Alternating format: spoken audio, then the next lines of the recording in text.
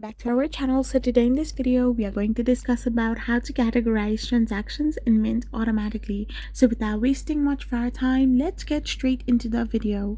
So if you want to automatically categorize transactions in Mint, all you gotta do is simply go in your Mint account. So once you're logged in into your Mint account, you need to simply get signed in into your account and link your bank accounts. You need to ensure your bank accounts are linked to Mint, as this is necessary for transactions to be imported from your bank feed. After this, find the transaction and correct the category.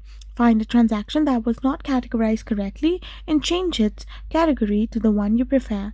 Once you have done this, you can simply select the Edit Details option, and then a checkbox or option will appear to create a rule. Select this option to make Mint always rename and categorize transactions from that specific merchant or with that description with the category you have chosen.